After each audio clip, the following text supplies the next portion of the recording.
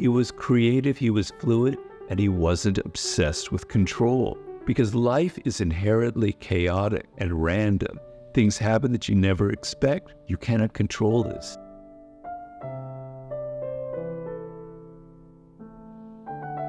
I've heard that there is a Napoleon movie coming out. I think Joaquin Phoenix is going to be playing Emperor Napoleon himself. I don't know about the specifics of it. I'm always a bit wary of these film projects. I hope it's going to be accurate. The question somebody wanted to know is my relationship to Napoleon and why I devoted really one book to him, or he was sort of the main figure in the 33 Strategies of War. He certainly figures in the 48 Laws of Power.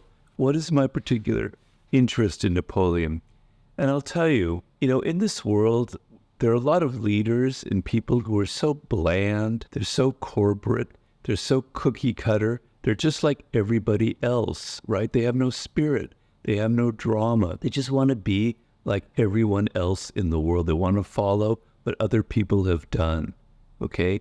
And in warfare, it's the same dynamic. 99.9% of generals are not creative on any level. They're just very worried, they're very anxious, they're trying to control as much as possible. And suddenly arrives on the scene a young man, Napoleon Bonaparte, who comes from a different background. Although his family originally has aristocratic roots, he grows up very poor on the island of Corsica. He doesn't have any privilege to him, no reason why he should ever be a general, because generals came from the aristocracy. The French Revolution erupts, and he's already in the military as a cadet. And the French Revolution turns everything over. And that old order of things where it's very stodgy, the aristocracy, suddenly the world is upside down. And he reveals very early on this powerful sense of boldness and confidence. And, we think of people being fearless today or whatever, or generals being great.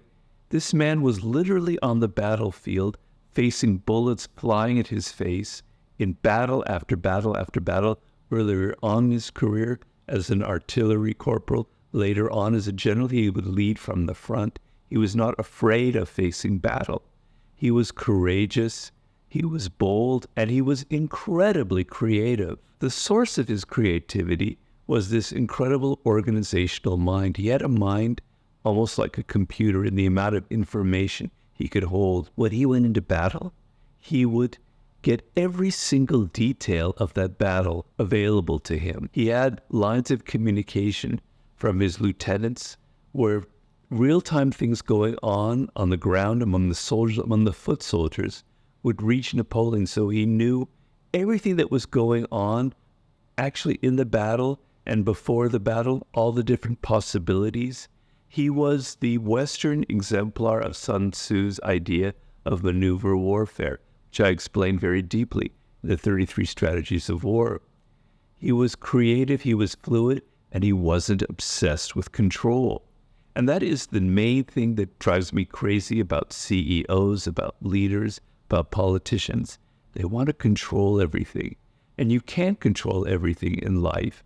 And that sense of wanting to control, like a Vladimir Putin is the ultimate example of that, comes from deep levels of insecurity. Because life is inherently chaotic and random. Things happen that you never expect. You cannot control this. The power lies in what I call controlled chaos. You let chaos into your system. You move with it, and you try and adapt it to your plans and to your strategies. Napoleon was the genius of that. He created a system where his armies could answer in the moment to what was happening, the chaos of the battlefield, the famous fog of war, as von Clausewitz called it. He could adapt. He could go this way, this way, this way, this way. He wasn't a control freak. And with this creativity, with this bravery, with this audacity that he had, for 10 years, 1796 to 1806 approximately, he led the series of the most amazing battles ever. And if you read about them, if you're a war nut like I am, there's a book by David Chandler. It's mostly I'm sure it's out of print, called The Campaigns of Napoleon. It's immense. It's this thick. It's like well over 1,000 pages. Amazing maps. Every battle is mapped out. Beautiful maps. Goes into every single campaign. boy, do you really understand the genius of Napoleon when you get finished with that book. But those first 10 years, unbelievable. And then what happens? He goes into this decline. And the decline is almost as interesting as the rise to power. And it's very human. And it's tragic because millions of young Frenchmen are killed in the course of this decline. All of that creativity and that energy and that chaos, he now becomes somebody who wants to control things because the power goes to his head. He's now an emperor. He turns conservative. He starts wanting to overpower enemies with artillery instead of overpowering them through maneuver. He does a campaign in Spain, which is, as they say, the beginning of the end of Napoleon, where the Spanish kind of grind him down and defeat him, just like the Afghanistans did to the Russians and did to us.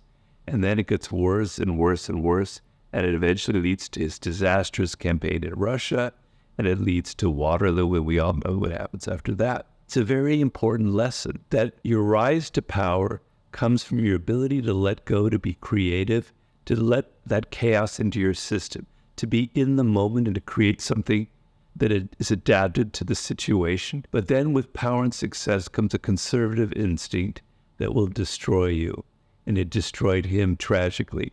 If he could have kept that energy, that revolutionary spirit, history would have been very different. But he stands so much above all of the blandness in history, the uniforms, the pageantry, the weirdness, all the different battles. It's so dramatic. I really hope this movie captures the essence of Napoleon and doesn't fall into the moralizing crap that movies nowadays do, where we have to judge people as good or evil, you know? Because Napoleon had a good side and he had a bad side to him. He was a human being. So I really hope this movie doesn't fall into that preaching nonsense that drives me crazy, and that it tries to capture the full human being that was Napoleon. I call him the Mozart of warfare, the great genius of war. He completely influenced the future of warfare in a huge sense. The Prussians adapted it. Our military has followed his form of maneuver warfare. He changed the face of war. I really hope the movie captures that spirit because, as you can tell, I'm a Napoleon affiliate, or whatever the word would be. I love Napoleon. So that's my relationship to it.